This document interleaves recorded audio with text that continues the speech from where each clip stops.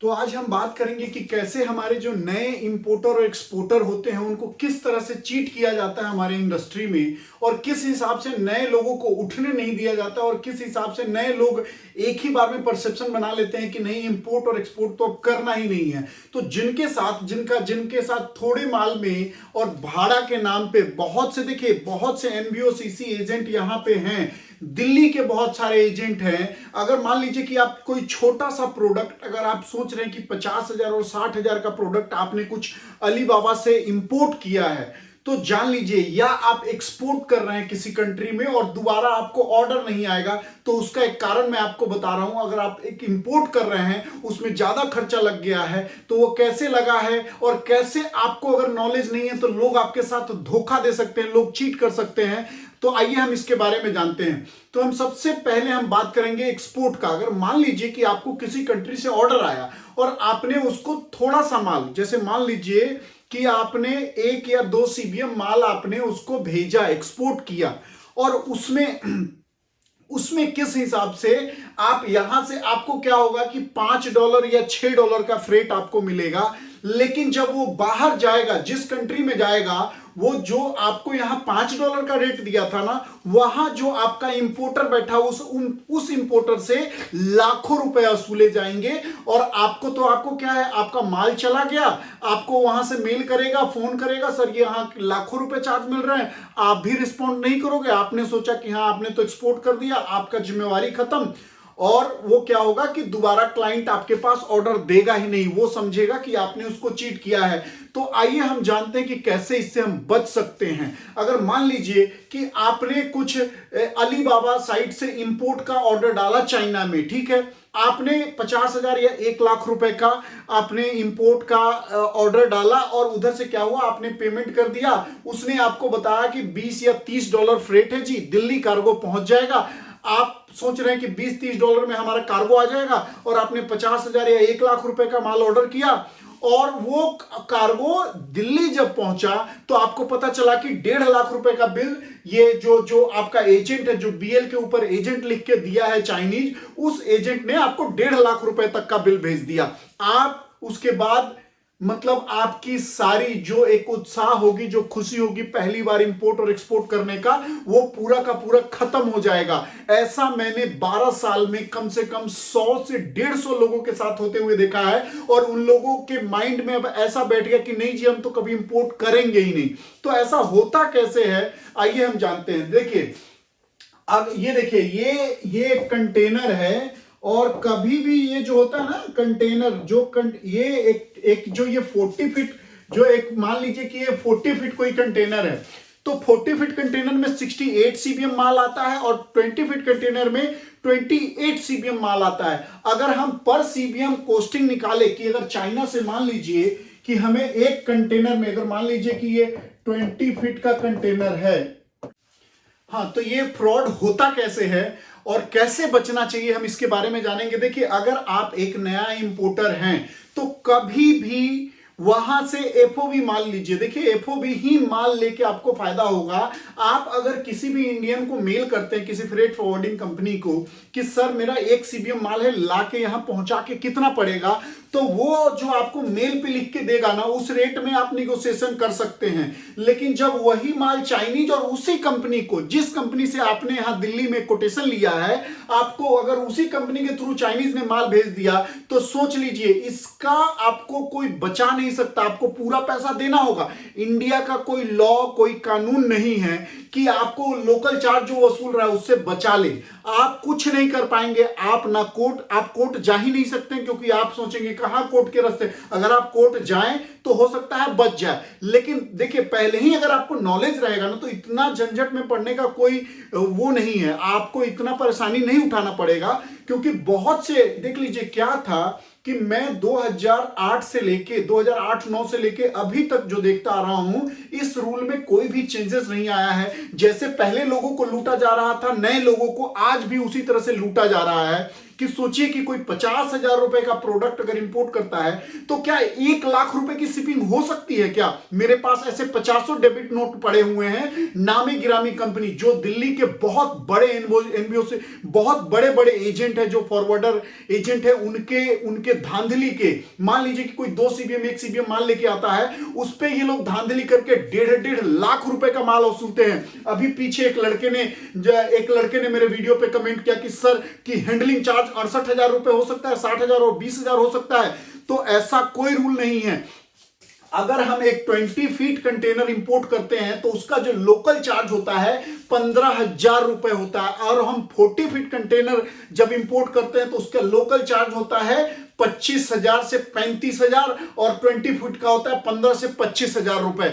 लेकिन आपसे ये लोग वसूलेंगे एक सीबीएम माल के 20,000 25,000, और अगर 2-3 सीबीएम माल है तो 1,00,000 रुपए तक वसूलेंगे, और इनका किसी का डर नहीं है। पिछले मतलब 10-12 साल से मैं देखता आ रहा हूं कि क्लाइंट कई बार क्या होता है कि सप्लायर को भी मेल कर देता है, और क्लाइंट कई बार इन लोगों से रिक्वेस्ट करता है, कोर्ट की धमकी दे देता है, लेकिन सुनने वाला कोई भी नहीं है। सुनने वाला कोई क्यों नहीं है? क्योंकि ऐसा कोई रूल रेगुलेशन नहीं है कि आपको इतना ही चार्ज वसूलना है।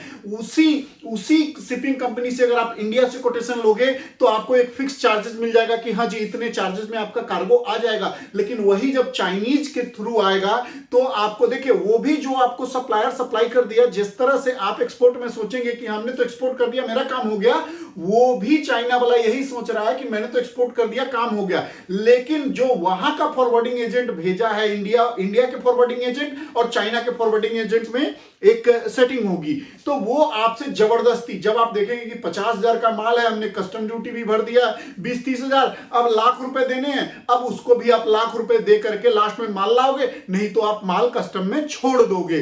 तो ये अगर आपको इंफॉर्मेशन होगा, देखिए अगर फुल कंटेनर है, एफसीएल है, अगर मान लीजिए कि आपको पूरा का पूरा कंटेनर लेके आ रहे हैं तो आपको उसमें सीआईएफ कर लेना चाहिए, मेरे हिसाब से उसमें कोई दिक्कत नहीं है। लेकिन आप एलसीएल कार्गो लेके आ रहे हैं तो कभी भी आप सीआईएफ टर्म्स यूज नहीं करें, नहीं तो आप लोग को लॉस होगा और आप लोग के साथ धोखा होगा। और यही बड़ी कंपनियां आपको 50,000 रुपए के कार्गो का लाखों रुपए शिपिंग लेंगे। इस तरह का मेरे पास कम से कम 100 डेबिट नोट पड़े हुए हैं आज तक, और उन कंपनियों में पार्टी ने इतने जाके रिक्वेस्ट किए, दिखाया कि मेरा 50,000 रुपए का कार्गो है, मैं इतना नहीं पे कर सकता हूं, लेकिन कोई सुनने वाला नहीं है। इसके लिए कोई रूल रेगुलेशन नहीं है, मेरे नजर में तो नहीं है। अगर आप लोग के नजर में हो तो बताइएगा। अभी पीछे जो लड़का मेरे वीडियो पे कमेंट भी कई बार कर रहा था, वो मेरा रेगुलर व्यूअर है और साथ वो इंपोर्ट कर रहा है, तो ये अच्छी बात है। लेकिन जान के समझ के इंपोर्ट करना चाहिए।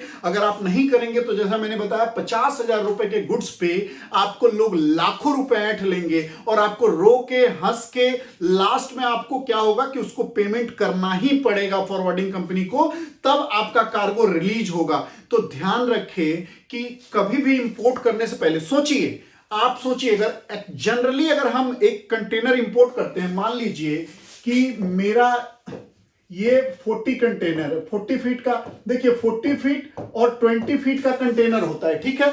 और 40 फीट में क्या होता है, 68 सीबीएम होता है, और ये जो 20 फीट में 28 सीबीएम माल आता है। आप सोचिए कि अगर एक 40 फीट कंटेनर को भारत में अगर चाइना से हम इंपोर्ट करते हैं तो पूरे कंटेनर में, देखिए हम लोग भी लेके आते थे, अभी जो रेट बढ़ गया है वो तब से रेट हाई हुआ है, कोविड से कुछ दिन से पहले से। लेकिन हम पूरा कंटेनर जब लेके आते थे, एक 40 फीट कंटेनर, तो हमारा जो टोटल कॉस्टिंग होता था इंक्लूडिंग जीएसटी, वो 1,40,000 रुपए। आप ये देख लीजिए, 1,40,000 रुपए, ठीक है।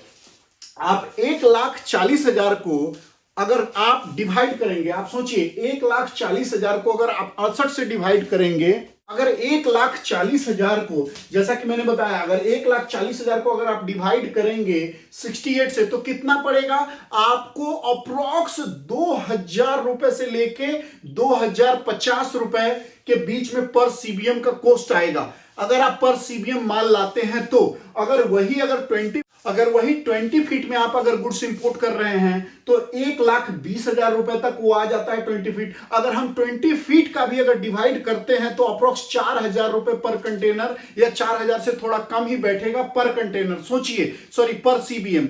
आज अगर पर सीबीएम, लेकिन ये लोग जो ये होते हैं, जो आप सीआईएफ समझ के जो 20 और 30 डॉलर में सोचते हैं कि मेरा कार्गो दिल्ली आ जाएगा, और जब कार्गो आता है, जब इन कंपनियों का जो डेबिट नोट आएगा वो आपके माल से कई गुना ज्यादा तक आ जाएगा, और आप सोचते रह जाएंगे कि ये क्या हो गया, और आप दोबारा इंपोर्ट करने का या एक्सपोर्ट करने का परसेप्शन चेंज कर देंगे। या अगर आप एक्सपोर्ट कर रहे हैं तो आपको बायर ही नहीं मिलेगा, बायर समझेगा कि आपने उसको चीट किया है। और अगर आप इंपोर्ट कर रहे हैं तो आप दोबारा इंपोर्ट करने का नहीं सोचेंगे, क्योंकि इसमें आप सोचेंगे नहीं, इसमें तो जालसाजी होता है, फ्रॉड होता है। लेकिन कुछ गिने चुने कंपनी जो बहुत बड़े बड़े फॉरवर्डिंग एजेंसी है, वो लोग ये हरकत करते हैं, उन लोग की ये नीच हरकत है।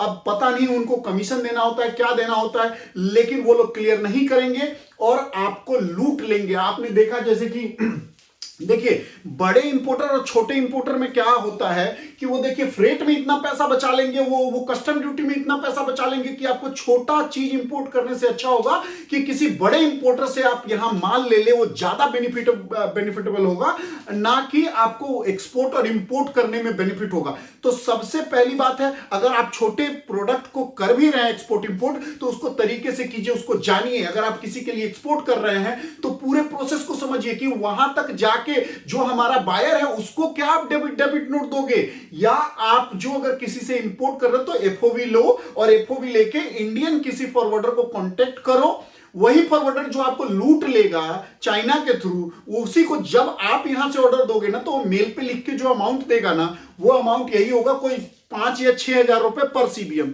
तो 5 या 6,000 रुपए में भी आप उससे निगोशिएशन करवा सकते हो। लेकिन वही जब चाइना के थ्रू आएगा ना, तो आपको नहीं जानेगा, वो आपसे पूरा पैसा लेगा। अब आप रो के दो या हंस के दो, मेरे कम से कम 100 केस में कम, देखिए, एक 40 फीट जो कंटेनर होता है ना, जो कंसोल करके जो आता है, उसमें कम से कम 50 लोग का माल होता है। 68 सीबीएम है ना, हो सकता है 68 लोगों का एक सीबीएम माल हो सकता है किसी का आधा सीबीएम हो, 2 सीबीएम हो, किसी का 3 सीबीएम हो, तो 50 लोग का माल हो सकता है। आप सोचिए कि वो एक 40 फीट कंटेनर जिसको लाने में यहां तक खर्च हुआ 1,40,000 से 50,000 रुपए, उसके वो 12 लाख तक वसूलते हैं, और वो सब मिल बांट के खाते हैं। उनको नहीं पता कि हमारा जो एक छोटा इंपोर्टर है, जो अभी स्टार्ट किया है इंपोर्ट करना, उसका करियर ये लोग चौपट कर देते हैं। उसको अब ऐसा फील होगा कि वो दोबारा इंपोर्ट ही नहीं करेगा। तो कभी भी आप एलसीएल प्रोडक्ट अगर आप इंपोर्ट कर रहे हैं तो इस चीजों का ध्यान रखिए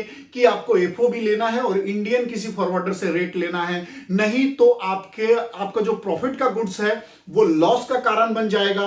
अगर आप एक्सपोर्ट कर रहे हैं तो ये उस फॉरवर्डर से पूछिए जिसको आप कार्गो दे रहे हैं कि उसके घर तक कितना पड़ेगा, और नहीं तो आप एफओबी रेट दीजिए। अपने जो बायर है उसको बोलिए कि आप मेरे फैक्ट्री से या मैं आईसीडी तक माल पहुंचा के देता हूं। एफओबी का मतलब होता है जो आपके नियरेस्ट आईसीडी है वहां तक आप माल पहुंचा के दे दे। उसके बाद जो उसका फॉरवर्डर है उसको कितना रेट देगा, क्या करेगा, क्योंकि उसका है तो वो समझे। जिस हिसाब से अगर मान लीजिए चाइना से अगर आपको इंपोर्ट करना है एफओबी में, आप इंडियन से कांटेक्ट करेंगे और इंडिया वाला आपको पहले ही रेट दे देगा। ठीक उसी तरह से अगर कोई यूएसए का बायर है आपके पास, अगर यूएसए से कर रहा है तो वो डायरेक्ट ले लेगा, वो डायरेक्ट उसको जो रेट मिलेगा उसको अच्छा रेट मिलेगा। तो हमेशा मेरा यही फोकस है कि जितने भी हमारे बच्चे हैं या जितने जो हमारे यंगस्टर है जो एक्सपोर्ट और इंपोर्ट में ये एक्सपोर्ट और इंपोर्ट करना चाहते हैं, उसको मेरा बस एक ही मकसद है कि उनको पूरा नॉलेज मिले। आज चाइना क्यों आगे है? आज चाइना इसलिए आगे है कि वहां घर घर का मतलब देखिए, वहां पे 80% जनता को पता है कि एक्सपोर्ट इंपोर्ट क्या होता है। अपने यहां 10% लोगों को भी नहीं पता कि एक्सपोर्ट इंपोर्ट क्या होता है। वहां पे जिस शहर में भी मैं गया हूं, कम से कम वहां पे मैं 20 से 25 सिटी में घुमा हूं, हर सिटी में आपको ज्यादातर एक्सपोर्ट इंपोर्ट के ही काम देखने को मिलेगा। तो ठीक उसी तरह से देखिए, जितना ज्यादा आप एक्सपोर्ट करेंगे उतना क्या होगा, फॉरेन करेंसी आपके देश में आएगा, आपके देश का अर्थव्यवस्था ठीक होगा, आपके देश का जो है मान सम्मान में वृद्धि आएगी। आज चाइना नंबर 1 क्यों बनने जा रहा है? क्योंकि उसके पास फॉरेन रिजर्व बहुत बड़ी मात्रा में है। तो ठीक उसी तरह से इंडिया भी एक ग्रोइंग कंट्री है, और अगर हमारा यंगस्टर जो है, जो यूथ है, जो यंग जनरेशन है, अगर इसमें बढ़ चढ़ के हिस्सा लेता है, मैं गारंटी देता हूं कि वो सब लोग एकदम इस मतलब वो आगे अपने देश को लेके जाएंगे अगर उनको सही नॉलेज होगा तो। क्योंकि आपको पता है कि एक्सपोर्ट आप करते हैं तो सरकार भी आपको प्रॉफिट देती है, क्योंकि सरकार का ड्रॉबैक स्कीम है, बहुत सारे एमईआई स्कीम है। उसके तहत क्या होगा कि आपको जो भी एक्सपोर्ट करेंगे उस पे एक्सपोर्ट का बेनिफिट मिलेगा।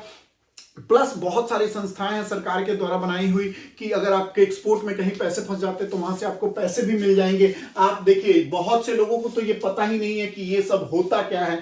तो देखिए इन सब का जब तक इस सब के बारे में जानेगा नहीं हमारे देश का युवा, तब तक वो इसमें पार्टिसिपेट नहीं करेगा। और क्या अगर मान लीजिए वो गलती से वो छोटे मोटे एक्सपोर्ट इंपोर्ट करना भी चाह तो इतने फ्रॉडी बैठे हुए हैं कि आपको लॉस हो जाएगा और आप इसमें से इससे क्विट कर जाएंगे।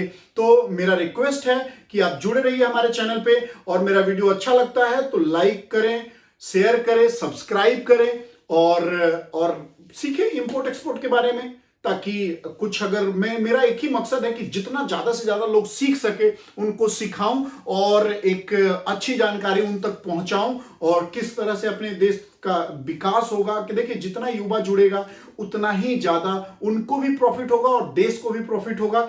जय हिंद, जय भारत।